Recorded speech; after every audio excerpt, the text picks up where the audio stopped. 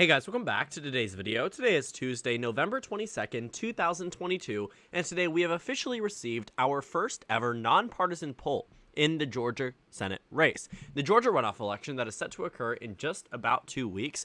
By the way, if you have not requested your ballot and you are from the state of Georgia, the ballot request form closes in about 6 days. So make sure that you request your ballot. Make sure that you're getting it so you will be in full force, ready to vote in these Senate runoff elections. They will be extremely important, and they will be quite interesting, to say the least, watching it come down on December 6th. I will be in Los Angeles on that day, so hopefully it's warm out. I don't know why I'm telling you this. I guess I'm more so saying it in case that I'm out of office not making videos during that time, but overall, this Senate runoff election will be an extremely important one for Democrats, but it's by no means as important as determining Senate control as it was back in 2021. What we know at the very broad level is that the Senate has already gone to the Democratic Party. That is a foregone conclusion. It is something that has been established with the Democrats flipping the state of Pennsylvania. Every other state has remained the same, and it's likely that Pennsylvania will be the only change given our new findings from AARP and Fabrizio that have released a brand new poll out of the state of Georgia. But point being, that this Georgia race would actually give the Democrats a bump, but the difference between the last runoff elections and now is the lack of media attention. You know, that's one thing that we rarely ever talk about. When you actually look, though, at our politics page on the New York Times, or even a discussion from FiveThirtyEight or Real Clear Politics, or what you find floating around Twitter, what you find floating around social media, the focus is no longer on the Georgia runoff elections because of one main political figure, President Donald Trump. Donald Trump, who even gave popularity to single congressman from the state of California, David Valadao, who voted to impeach Donald Trump winning re-election in his congressional district. What we have found is that Donald Trump's name has started to really build back up in terms of media recognition, and specifically, when you look at a lot of the discussions here in the politics page, what are you talking about? You're talking about Biden, you're talking about the White House, you're talking about Trump. Very few things are discussing the Georgia runoff elections. Very different from where it was. It's a combination of Donald Trump's announcement that he is running for president, and a combination of the fact that Georgia will not determine Senate control as it once did back in the last election. So enough talking about that. We know the background. Let's talk about what this poll is actually telling us. And as it shows, straight from Fabrizio and Anzalone, which I believe, or hopefully I'm pronouncing that correctly, please correct me if I'm wrong in the comment section down below, but these two are a right-wing pollster and a left-wing pollster, combining forces to do a nonpartisan poll, which is funded by AARP, which is more focused on voters 50+ to see what they want, but of course they're going to poll the entire state. And what we have found in this Senate runoff poll is that Raphael Warnock leads by about 4 points. It's very different from the polls preceding this one from even, AARP. We have found an expansion and a growth in terms of Warnock's lead across the state.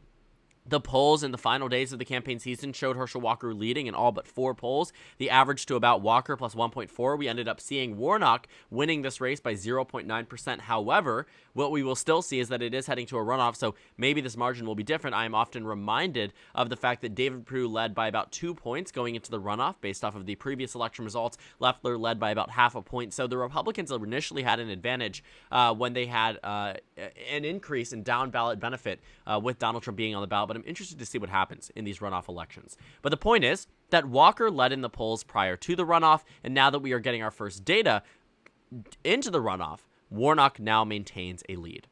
And looking at where these groups of voters were in the November election, we can see here that on the congressional level, they were about tied, 47 for the Republicans, 47 for the Republicans. But on the governor level, Brian Kemp led by about 6 points amongst this group, which means that we are a bit off in terms of an actual representation of what the electorate is like. Georgia's governor race went to Brian Kemp by about 7.5% with all of the votes counted across the state. So 7.5% in the Georgia gubernatorial race. So Brian Kemp still about a little bit underestimated in this poll, which means that, hold on a second, even though that means that there is a bit of a Democrat bump here, it's still enough to maintain Raphael Warnock's lead. And the thing about this Georgia race is that there's a lot to unpack when it comes down to the crosstabs, but I really don't think we'll be spending too much time. I think it's something you can definitely dive into on your own, but some very general understandings: women voting for Warnock, men voting for Walker. You can see here amongst Democrats and Republicans about an even split. Independents, though, heavily lean Warnock. White voters going for Walker, black voters going for Warnock. You can see white 50 plus, heavily Walker, black 50 plus, heavily Warnock. So the difference here is not too tremendous. It's not too heavy. But what you are finding is that the overall sentiment in this runoff election is that Warnock is getting a big chunk of the vote.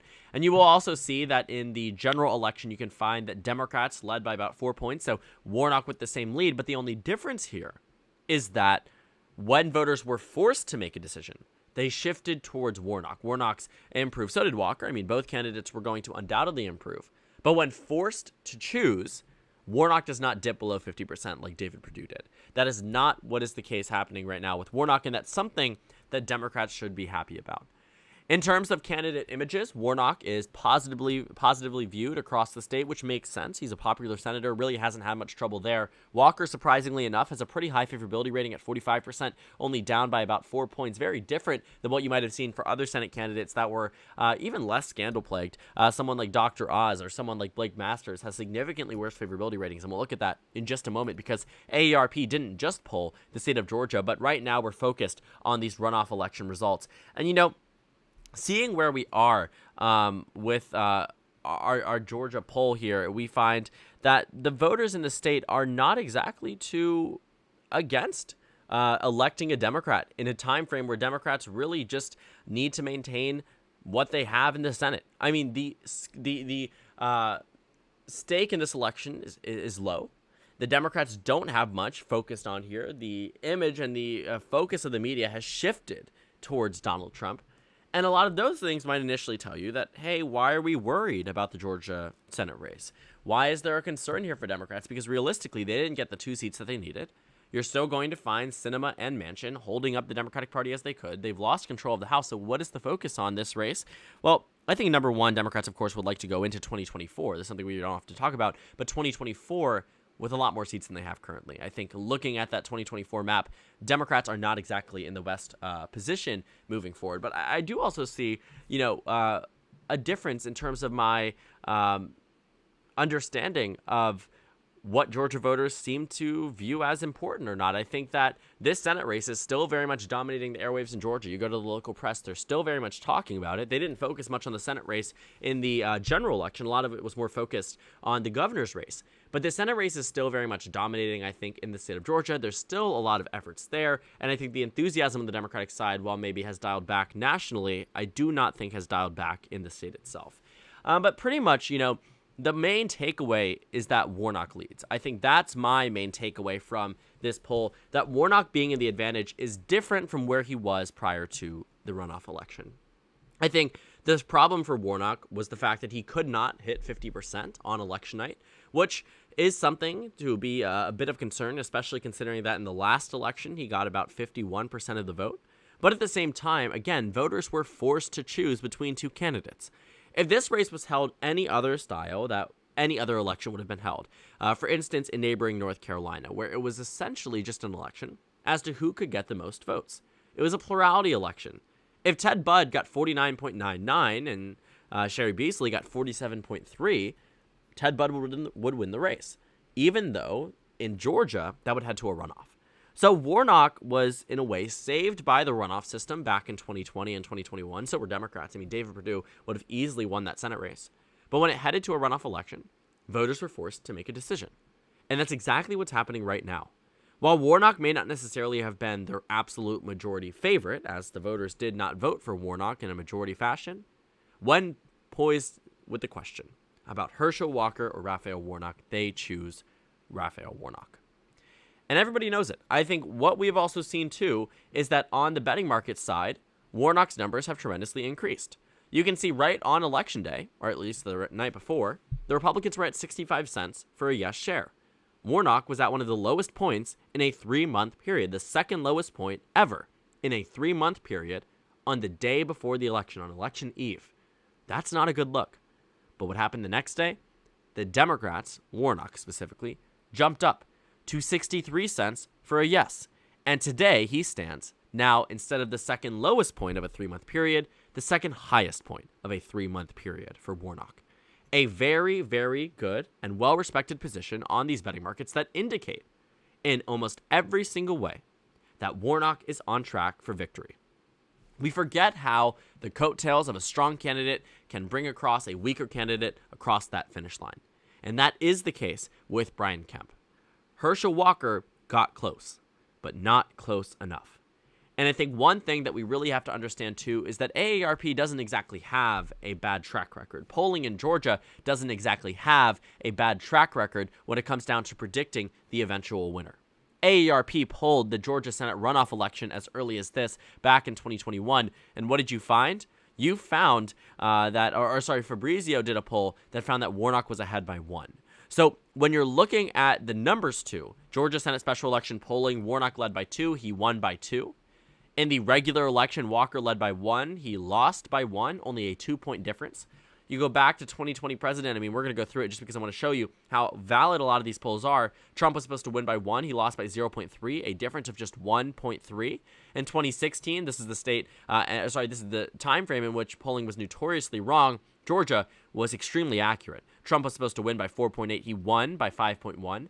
I mean, if I continue and go through, I'll just show you very quickly. In the Senate runoff election, Warnock won by 1.6. On Roker Politics, he was supposed to win by 0.5.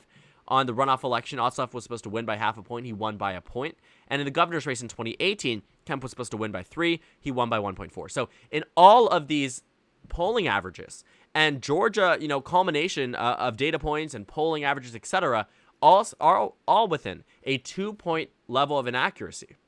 Means that even if you swing this by 2 points, Warnock still wins the race. So that is where we are right now. We are at a point where Georgia polling has been extremely, extremely accurate in the past. AARP has been very accurate in the past as well. They were off by about 4 points in actually overestimating the Republicans in Pennsylvania in the governor's race, overestimating Republicans in the Senate race. Said Oz would lose by 2 points. He lost by 5 across the state. So generally what we are seeing is either an under expectation for Democrats, or, get this, or you find the Georgia polls to be extremely, extremely accurate, and thus these would also be determined to be as accurate as the rest. Now, I will say it is a singular poll. That is one major limitation that we have here, that we are working with a singular poll, but the problem is we don't have much data to work with. The runoff election is December 6th. The focus now is on President Donald Trump. In fact, what we are seeing now is 2024 polling data starting to roll out. Biden versus Trump, DeSantis versus Biden, right? Generic congressional ballot for 2024. We are starting early, folks.